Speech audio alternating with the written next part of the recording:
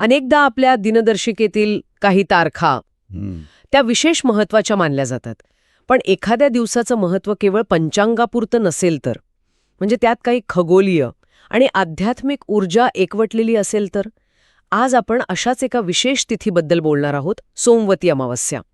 आपल्याकडे विद्यावाचस्पती विद्यानंद यांचे एक सखोल लेखन आहे, जे धर्मशास्त्राच्या दृष्टिकोनातून या दिवसाचं महत्त्व उलगडून दाखवतं. आणि आपला उद्देश हा आहे की या दिवसाला इतकं पुण्यप्रद आणि कल्याणकारी का मानतात, यामागची नेमकी संकल्पना काय आहे हे समजून घेणं. चला या विषयाच्या मुळाशी जाऊया. हो, आणि यातली सगळ्यात रातारेषक गोष्ट ही आहे की हा केवळ एका तिथीचा किंवा वाराचा विषय नाहीये. ही दोन मोठ्या शक्तींच्या संगमाची गोष्ट आहे.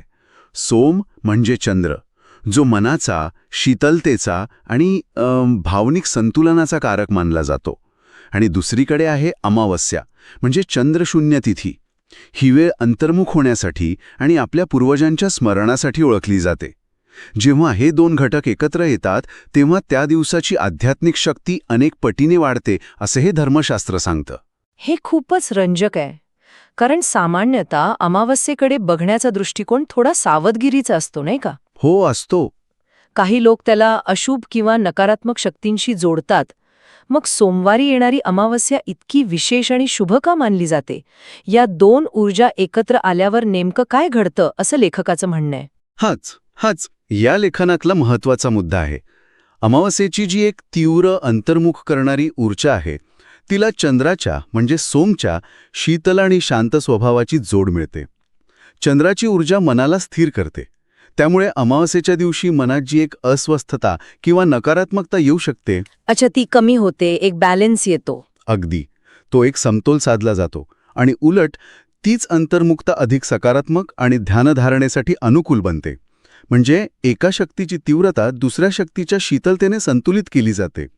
म्हणूनच हा दिवस केवळ पूर्वजांच्या स्मरणापुरता मर्यादित न राहता जिवंत व्यक्तींच्या आध्यात्मिक आणि मानसिक शुद्धीकरणासाठी एक सुवर्णसंधी मानला जातो. वा, म्हणजे बाहेर अंधार असला तरी आतमध्ये ज्ञानाचा प्रकाश शोधण्यासाठी एक अत्यंत पोषक वातावरण या दिवशी तयार होतं.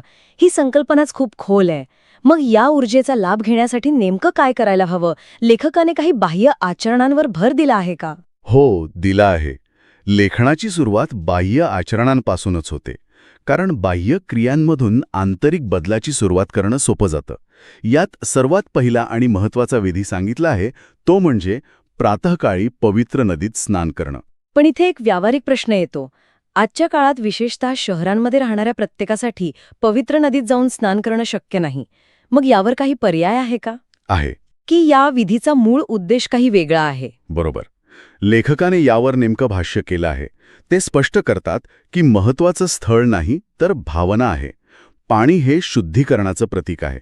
नदीत स्नान करण्यामागे तिथल्या वातावरणाची ऊर्जा असते.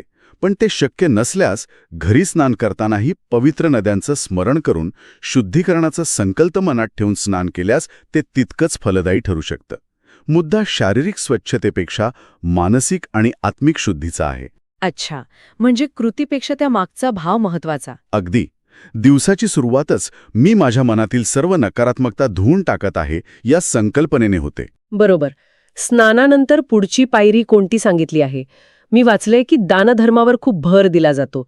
अन्न, वस्त्र, धान्य गरजू व्यक्तींना देणं. एरवी ही दान करणं हे चांगलं कर्म मानलंच जातं. मग याच दिवशी दानाचं महत्त्व इतकं का वाढतं? याला लेखक एका मोठ्या चित्रात पाहतात. त्यांच्या मते अमावस्या ही पितर किंवा पूर्वजांशी संबंधित आहे. आपण त्यांचे ऋणी आहोत ही भावना या दिवशी प्रबळ असते. दानधर्म करून आपण केवळ गरजूंची मदत करत नाही, तर एक प्रकारे आपल्या पूर्वजांच्या नावाने समाजाचं ऋण फेडतो. म्हणजे ही एक सामाजिक बांधिलकी झाली. हो, आणि दुसरी गोष्ट म्हणजे दानामुळे मी आणि माझं ही भावना कमी होते. जेव्हा आपण आपल्या मालकीची वस्तू दुसऱ्याला देतो तेव्हा अहंकाराला एक छोटासा धक्का बसतो. मनात करुणा, कृतज्ञता जागृत होते. त्यामुळे सोमवती अमावस्येला केलेलं दान हे केवळ पुण्यकर्म न राहता ते अहंकार कमी करण्याचं एक साधन बनतं. आणि पितरांच्या स्मरणाचाही यात एक महत्त्वाचा भाग आहे, बरोबर? त्यांच्यासाठी तर्पण किंवा अन्नदान केल्याने वंशपरंपरेतील अडथळे दूर होतात, असा एक विश्वास यात मांडला आहे. हो, आणि लेखकाच्या मते हा केवळ भावनिक विधी नाहीये. पितरांप्रती कृतज्ञता व्यक्त करणं हे आपल्याला आपल्या मुळांशी जोडतो. आज मी जे काही आहे ते माझ्या पूर्वजांमुळे आहे, ही जाणीव मनात नम्रता आणते. वंशपरंपरेतील अडथळे दूर होणं याचा प्रतिकात्मक अर्थ असाही घेतला जातो की पूर्वजांच्या आशीर्वादाने पुढच्या पिढ्यांचा मार्ग मोकळा होतो. हा आपल्या इतिहासाचा आदर करण्याचा एक सुंदर प्रकार आहे. यात एक विशेष उल्लेख आहे जो मला थोडा वेगळा वाटला. तो म्हणजे स्त्रिया कुटुंबाच्या आरोग्य समृद्धीसाठी पिंपळाच्या झाडाला प्रदक्षिणा घालतात. इतर अनेक वृक्ष असताना पिंपळाच्या झाडालाच इतकं महत्त्व का दिलं गेलंय, यावर काही प्रकाश टाकला आहे का? हो, यावर लेखकाने सविस्तर लिहिलं आहे. पिंपळाच्या वृक्षाला आपल्या परंपरेत केवळ एक झाड नाही तर वृक्षराज मानलं जातं. त्याला दैवी शक्तीचं प्रतीक समजतात. यामागे अनेक कारणं आहेत. पहिलं म्हणजे असं मानतात की या वृक्षात ब्रह्मा, विष्णू, महेश या देवतांचा वास असतो. दुसरं, याचं आयुष्य खूप मोठं असतं, त्यामुळे ते चिरंतनत्वाचं प्रतीक आहे. आणि एक वैज्ञानिक कारणही दिलं जातं नाही का, प्राणवायूचं. हो, की हा वृक्ष मोठ्या प्रमाणात प्राणवायू उत्सर्जित करतो. प्रदक्षिणा घालणं म्हणजे केवळ फिरणं नाही, ते एका ऊर्जा केंद्राभोवती स्वतःचं एक सकारात्मक ऊर्जा कवच तयार करण्यासारखं आहे. स्त्रिया जेव्हा आपल्या कुटुंबाच्या कल्याणाचा संकल्प करून ही प्रदक्षिणा घालतात तेव्हा त्या स्वतःच्या सकारात्मक ऊर्जेला निसर्गाच्या या दैवी शक्तीशी जोडत असतात. हा श्रद्धा आणि निसर्गाशी एकरूप होण्याचा एक सुंदर संगम आहे. ठीक आहे, म्हणजे स्नान, दान, पितृस्मरण आणि प्रदक्षिणा या झाल्या बाह्यक्रिया. पण मला या लेखनातला जो भाग सर्वात जास्त विचार करायला लावणारा वाटला तो यानंतर येतो. लेखक इथे एक मोठा बदल करतात आणि म्हणतात की हे सगळं करूनही खरं व्रत वेगळंच आहे. जणू काही आतापर्यंतची तयारी होती आणि आता मुख्य भागाला सुरुवात होतीये. आणि हाच या लेखनाचा गाभा आहे. इथे लेखक बाह्य कर्मकांडाकडून थेट आंतरिक साधनेकडे वळतात. ते अधोरेखित करतात की अंतःकरणाची शुद्धी किती आवश्यक आहे. तुम्ही पवित्र नदीत स्नान केलं, हजारो रुपयांचं दान केलं, 108 प्रदक्षिणा घातल्या, पण जर मनात राग, द्वेष, मत्सर असेल तर त्या कर्मांना फळ मिळत नाही. अगदी, ती कर्म पोकळ राहतात असं धर्मशास्त्र सांगतं. बरोबर. यात स्पष्ट लिहिलंय की खरं व्रत आहे मौन, संयम आणि सद्वर्तन पाळणं. आणि पुढे जाऊन मनातील नकारात्मक विचारांचा त्याग करणं, स्वतःला आणि इतरांना माफ करणं आणि सत्कर्माचा संकल्प करणं. ही तर एक प्रकारची मानसिक आणि भावनिक शुद्धीकरणाची प्रक्रिया आहे. आजच्या भाषेत बोलायचं तर डिटॉक्स हा शब्द अगदी अचूक आहे. आणि लेखक या डिटॉक्सच्या प्रक्रियेचे 3 टप्पे सांगतात. पहिला आहे मौन. मौन म्हणजे केवळ न बोलणं नव्हे, तर मनातील व्यर्थ विचारांची गर्दी शांत करणं. कमी बोलावं आणि जास्त ऐकावं, स्वतःचा आतला आवाज. आणि दुसरा टप्पा संयम. आपल्या इंद्रियांवर आणि इच्छांवर नियंत्रण ठेवणं. जे डोळ्यांना आकर्षित करतंय, जे जिभेला हवाहवसा वाटतंय, त्या प्रत्येक इच्छेच्या मागे न धावणं. आणि तिसरा टप्पा सद्वर्तन, म्हणजे आपलं वागणं, बोलणं असं असावं की ज्यामुळे इतरांना त्रास होणार नाही. या 3 गोष्टी पाळल्या तरच मन खऱ्या अर्थाने शुद्ध होतं. पण हे ऐकायला खूप आदर्शवादी वाटतं. म्हणजे एका दिवसात हे सगळं साधणं खरंच शक्य आहे का? की लेखकाचा उद्देश असा आहे की या एका दिवसाच्या निमित्ताने याची सुरुवात करावी? तुमचा प्रश्न अगदी योग्य आहे.